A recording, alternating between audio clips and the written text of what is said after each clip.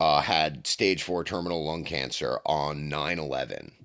Like, Jesus. the real one. And he, The real one? and that was the last day he ever smoked a cigarette. He stopped smoking cigarettes cold turkey that day. God damn, man. Yeah, he was the man. I miss my dad. Hey, man. I mean, that's what my dad, you know how my dad quit smoking cigarettes? Yeah. He just, because my dad's, I love him, but he's like in retirement mode.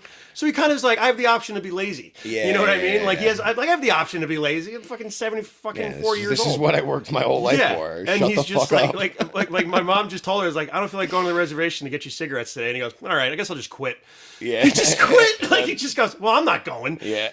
Like, I get him weed too. I tell him where the Yeah. store is. He goes, nah, here's 50. You go. Yeah. I'm like, okay. Dude, my dad just started.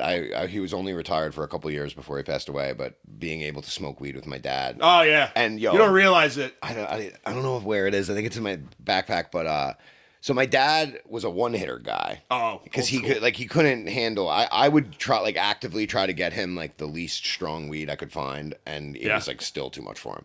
So he had a one-hitter, and he was always telling me that my Uncle Charlie has this one-hitter. It's like a little brass baseball bat. Yeah. And I want one like that. Can you get me one? And I was always like, I don't know. I could never find one. I would look at the head shops. I never saw one. And I was like, just order it online. And he's like, well, then your mom's going to find it, like, whatever. So I never got it for him. Yeah. And then he dies, and my mom gives me a bunch of his shit, like his like Ray-Bans and his watch, and and she gives me his one-hitter, and I open it up, and he fucking got it. So I have it now. Shit. It's like my fucking prized possession. Oh, that's awesome. Isn't That's that so cool? like a real heirloom. It's Yeah, like, yeah. this is my dad's. Like, Yeah. My dad's a joint guy, so all I can do is like keep his roaches after he's like, But it's like literally like one of my most precious objects now. dude, it's the opposite for me. I have to get my dad like The wheelchair weed. Yeah, the wheelchair weed's the best way to describe it. Stuff that, what does the Chat Williams say? This is permanent, like something like that. But like that, because and everybody's like, why? And I'm like, I don't know. When you go through a war, I guess you just have to like. What war did your dad go? Vietnam. Really? Yeah, he's got 2 Purple Hearts and a Bronze Star. What? Yeah, and he was a Green Beret too. Wow, my dad lucked out with his lottery number. He didn't have to go to. You didn't have to go. Yo, funny story. My dad enlisted because he hated fucking where he lived so badly. He was just like, I gotta get the fuck out of here. The reason, he had a high lottery number, so he never would have got called anyway. But I forgot the reason that my dad was unable to go was what the Navy or Army rather called monstrosity of the head. His head. What? My dad, his nickname on the railroad was Big Head Bill. The Long Island Railroad had to have special hats made for my dad. Wait. What is Monstrosity of the head. Monstrosity of the head. They That didn't make sounds like a horror movie. The from Army didn't 85. make helmets big enough for my The dad. Army didn't make helmets big enough for him. Yeah, his name was Big Head Bill. Yo, and he never told. Yo, shout out Big Head Bill. You're a true legend, sir. No, this is a funny story. I told the story during my dad's eulogy, which, because I never knew that my dad was like funny. Yeah. Until I was like older, and I went into the city one night. I got blackout drunk, and I lost my wallet. And I had to get back to Long Island, so I called my dad, who worked on the railroad, and he was off that day. But I was like, yo, like, what can I do? I don't have ID or money. Like, I got to get back to Long Island. He goes, get on the train, find the conductor. Like, don't wait for him to find you. Like, seek him out and explain that your dad's on the job and you fucked up and you need him to ride you back to, civilization. So I'm like, okay. And he gave me some like railroad buzzwords to like make it sound legit. And See these four words, yeah, and it'll be but fine. it was like he told me like when he qualified and whatever. So I find the guy and I give him the whole spiel, and he like doesn't buy it, and he's like, I've never heard of your father. And I'm like, his name is Will Maccaro, like. He looks like Tony Soprano had a child with John Belushi. He's got a big head, and he goes, whoa. Your dad is Big Head Bill?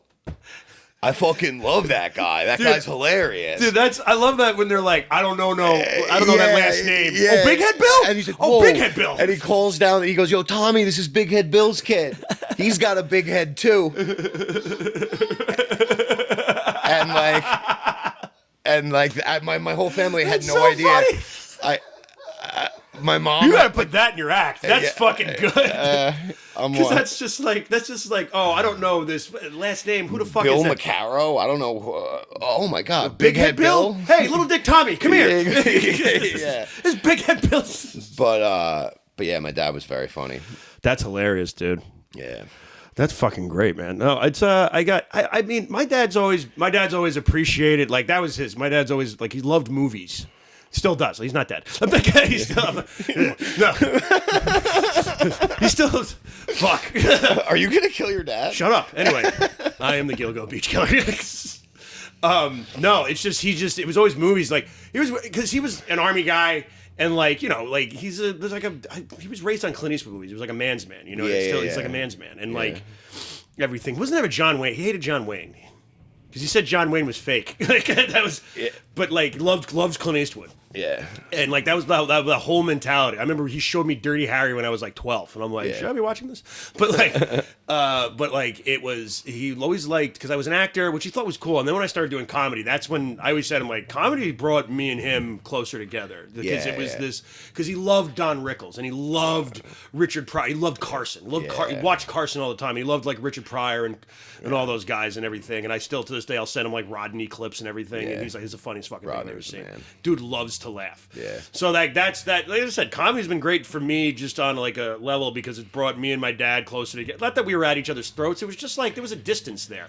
Yeah, no. You know what I mean? And it's like we'd always try, but then it would just be like, you don't really want to talk to me, dude. He's like, all right, I'll see you later. Me and my dad were like kind of the same. And it did. He was like, he secretly, at least he told me later in life that when he was a kid, he like wished he could be a comedian. My dad used to be my dad. I found out later, like my dad was like, I was almost a model. I'm like, what the fuck?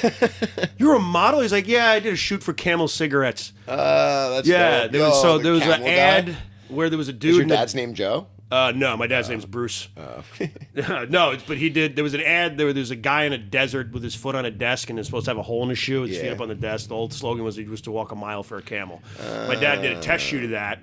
Show me the picture.